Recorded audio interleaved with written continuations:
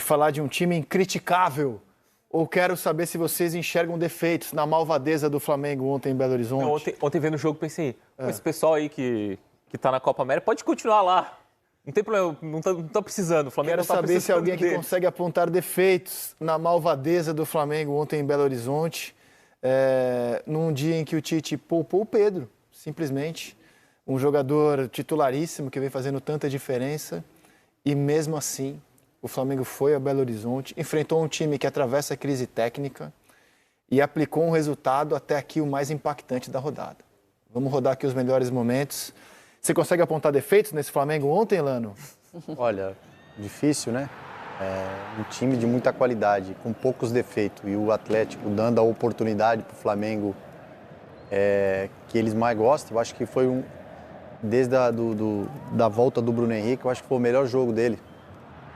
Depois que ele continuou tendo a oportunidade como titular, né? O Flamengo fez um baita jogo, aproveitou as suas oportunidades e é um time que vem demonstrando as suas variações e acho que o time agora, esse time entrosou.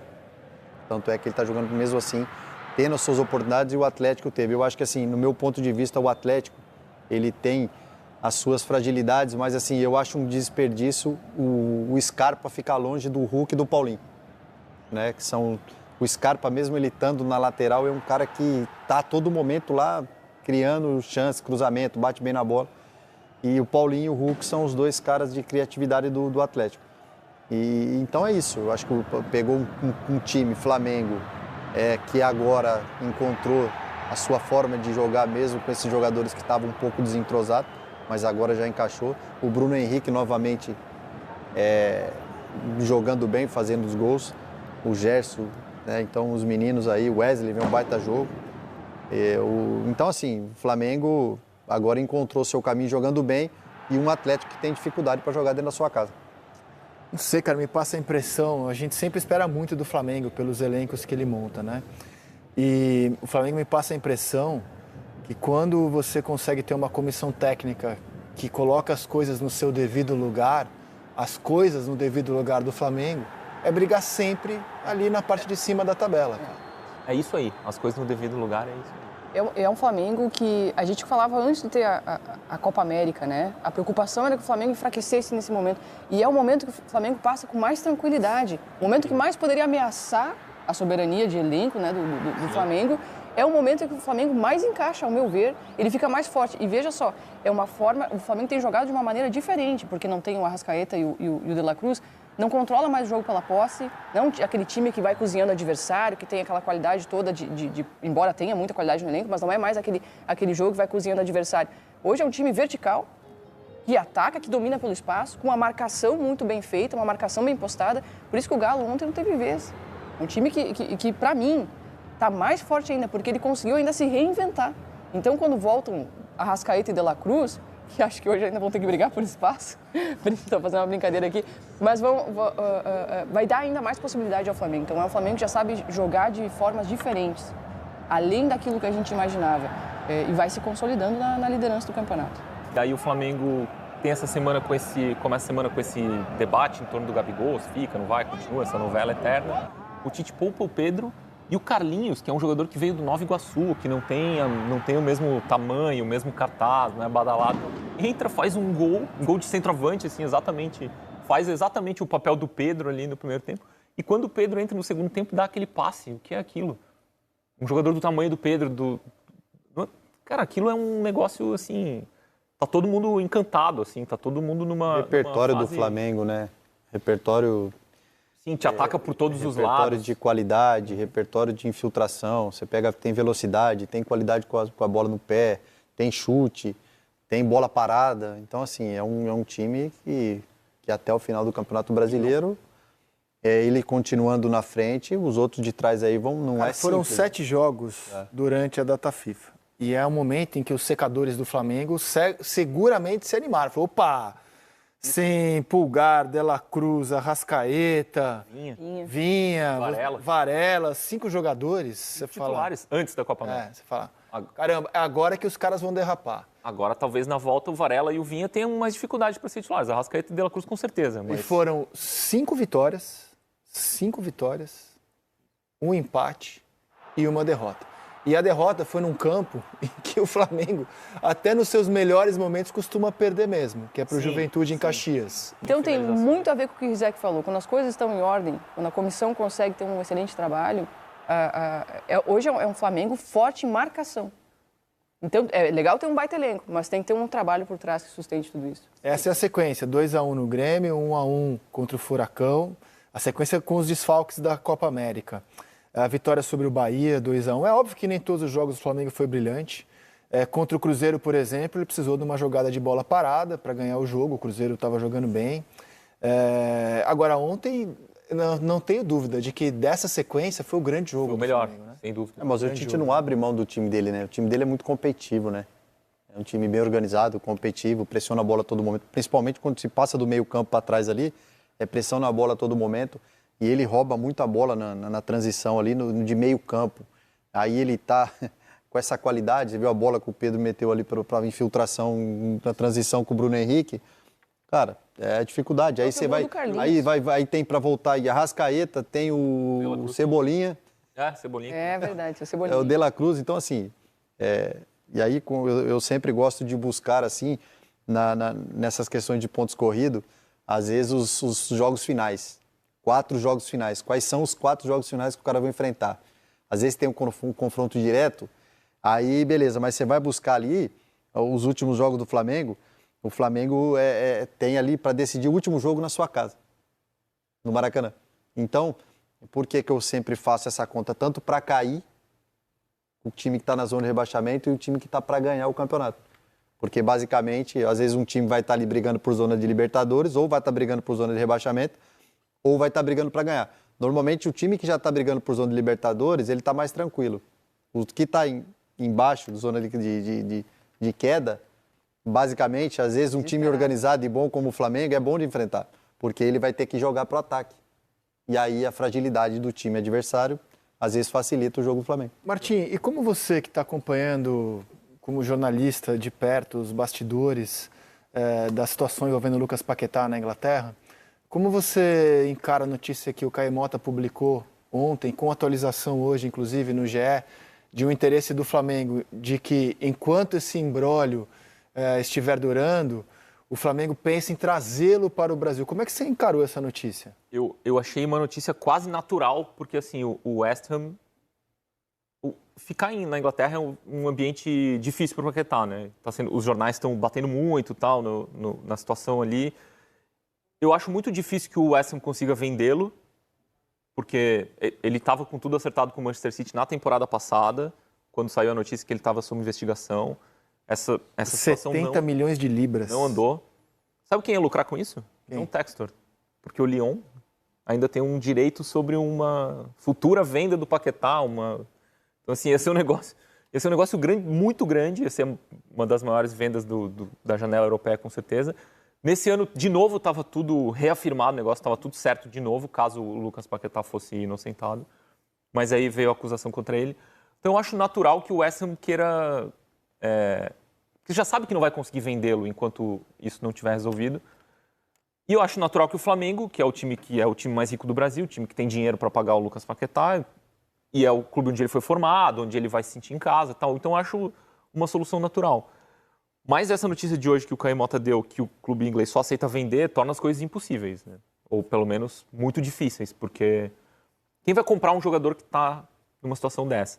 Então, é comprar um risco muito grande. Então, eu acho que se for por empréstimo, eu acho um desfecho mais natural, acho que faria bem para todos os envolvidos.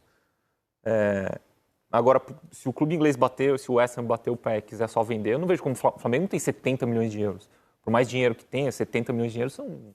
E não sabe o que vai acontecer com ele, né? Até poderia fazer uma loucura, mas não é o caso, né? Não é o caso. O Flamengo não precisa fazer essa loucura hoje, não precisa hoje, e né? assim, é um risco muito grande. Exato. Você pode comprar o jogador hoje e daqui a 3 isso. meses ele tem uma punição, que seja por X meses ou X anos, que a parece- gente não sabe o que vai acontecer com ele. Me parece que essa situação ela viria a calhar pro Paquetá justamente para sair daquele ambiente. Veria. Por um empréstimo, né, de 6 meses, enfim, até se desenrolar essa história, né? Pois é, não tem, o problema é que a gente está muito no escuro nessa situação, né? Não tem data para ser o julgamento dele.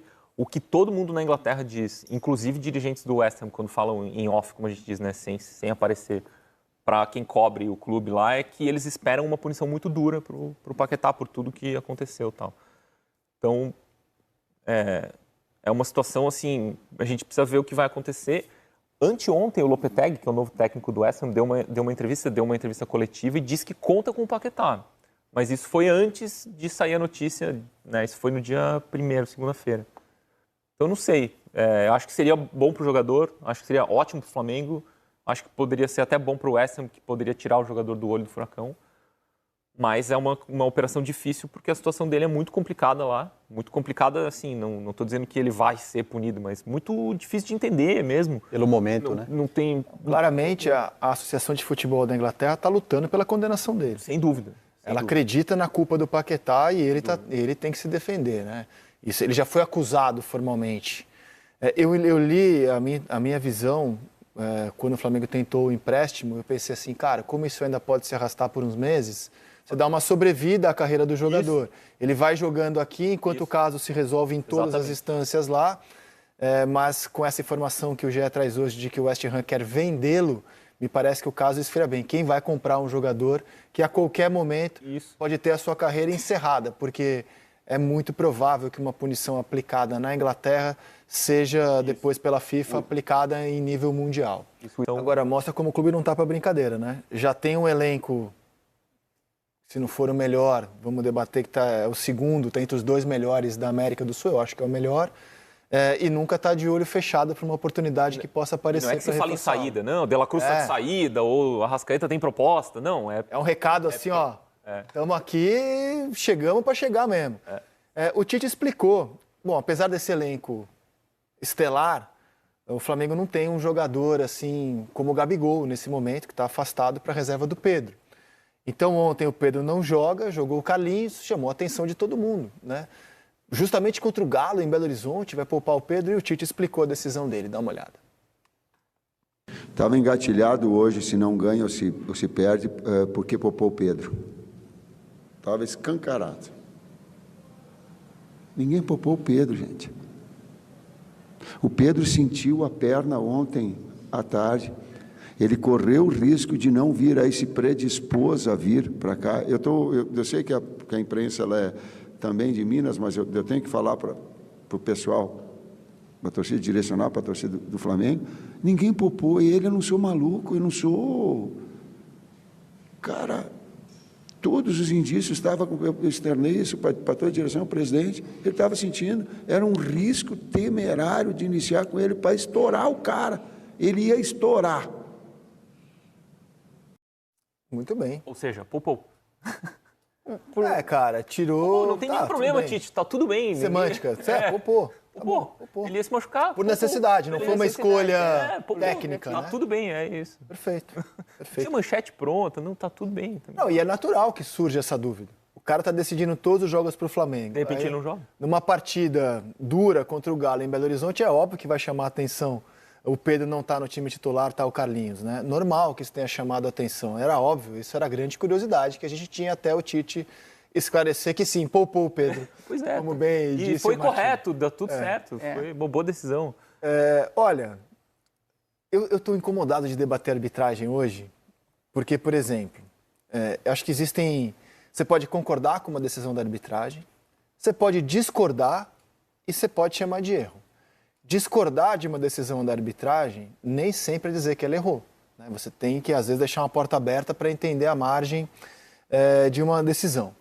No jogo de ontem, eu acho que houve muitas reclamações. Por exemplo, para mim, o pênalti no Pedro, reclamado pelo Flamengo, não foi absolutamente nada. Para mim, não foi nada ali no Pedro. Nada, zero. O pênalti marcado a favor do Galo, para mim, é indiscutível. Assim, não vejo nem por que colocar em debate. Para mim, a cena fala por si. Tem um rapa ali, você não achou que não foi pênalti? De quem? Marcado a favor do Galo? Eu acho os dois pênaltis. Eu acho o pênalti do Pedro e o pênalti do Pedro. Achou que o Pedro foi? Para mim não foi. Eu achei que foi. Do Pedro. Achou que o Pedro foi? Não, do Pedro? Do Pedro, chapéu. Não, do Pedro eu achei que não. Porque ele bota o corpo na frente. E o joelho dele embaixo? Tem o joelho e tem o braço. Achei que não. Então, eu achei que não, mas eu entendo quem... Ali é discutível. Isso. Eu entendo quem opine que seja. Eu acho que não foi nada. Eu imagino a cabeça do Pedro e o atacante e o defensor. Foi o corpo, ele abandona a Eu, jogada. como atacante, o cara dá o chapéu para finalizar. o atacante ele faz o bloqueio para o cara não pegar a bola. Respeito. Eu tô fazendo assim os dois lados Já e esteve aí vamos pro lado As duas condições. as coerências dos árbitros. Ele não deu, não podemos condenar. Mas se ele vai no VAR ver, se ele dá e vai no VAR ver, ele dava o pênalti. Que é os pênaltis que eles estão dando. O VAR não chamou. Ele não chamou porque ele não deu. O VAR não chamou. Essa é o segundo pênalti no Pulgar, a mesma coisa. Se o VAR chama, ele dá o pênalti. Concordo com você. Concordo. Mas, assim, é interessante que tenha havido essa discordância sobre o lance do Pedro, especificamente. Porque eu acho que a discordância existe mesmo, cara. Sim. Futebol é um jogo de interpretação. Para mim não foi nada. Eu não teria dado, eu não teria chamado. Mas eu não consigo falar que o Elano está errado em achar que foi pênalti. Eu acho que é um ponto de vista divergente. Por isso uma que o futebol interpretação é bom. divergente do lance. Por isso que o futebol é... Eu estou vendo gente escandalizada por lances que eu acho que dividem opiniões. É que foi um lance bonito. Dividem opiniões. Do Pedro foi. Ele faz... Então, assim, o cara que, por exemplo, ele queria ver um golaço. O pênalti que o Alan fez, para mim, foi claro. A imagem é clara. Foi pênalti. Total. pênalti. Pra mim foi. Pênalti. E o pênalti no Pulgar é o mais pênalti de todos. Sobre o Pulgar... Que é onde o Tite fica bravo, né? Com razão. Exato. O razão. Tite e o clube ficaram bravos. Esse é um lance que eu vou colocar em discussão. A CBF divulgou o áudio de por que o VAR não chamou a arbitragem para rever esse lance. Esse lance, para mim, não é interpretação, é brigar com a imagem. O lance do Pedro, eu acho que é um lance de interpretação. Para mim, não foi Sim, nada. total. Tô dizendo que ele fez isso, tô dizendo que foi o que eu imaginei. É a sensação Já que tá fica, 4-1, já tá um caldeirão isso aqui, se isso aqui vai dar um problema. Porque o debate... Deixa normalmente- rolar o jogo. É. Porque é muito pênalti. É muito evidente. Porque o debate, às vezes, fala sem querer, mas sem querer também é falta. querer também é Exato, eu falta, acho que me parece que querer. o VAR analisa a intenção, mas não é o caso. Chamou a atenção ontem porque é um lance semelhante ao que foi dado o pênalti a favor do Galo. É muito parecido. O lance idêntico não existe no Isso. futebol. Mas ele é muito parecido. Eu acho muito mais pênalti que o do... Que o, É? que o- Sim, esse é o mais pênalti de todos. Eu acho. Porque o esse Alan aí ainda foi toca também. um pouquinho na bola. Mas ele Só dá que um na rapa, né? sequência ele acerta o adversário. E é pênalti. pênalti. O outro, do Pulgar, ele nem pega a bola, ele só pega o pé. Isso. E dá um rapa no E cara. mesmo que seja Puxa o sem pé de querer, apoio, né? O negócio. Porra, mesmo eu- que seja sem querer, ele tira o pé de apoio. Não, ele puxa o pé de apoio do cara. E assim, aquele não é uma questão que ele tá falando ali. Não, é acidental. Não, o cara, ele dá um rapa no cara. Senão a perna do Pulgar não vai tão longe. Exato, eu exato, concordo. entendeu? Mas mesmo que Você fosse não faz acidental. força para empurrar a perna do cara não vai para trás. Mas mesmo Não, que fosse então, acidental, derruba o Pulgar. ignorar esse lance é brigar com a imagem.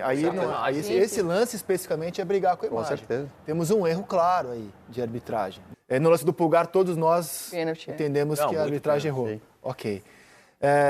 E vou partir para mais uma unanimidade, que é o segundo gol do Flamengo. Baita transição, né? Transição com a bola, né?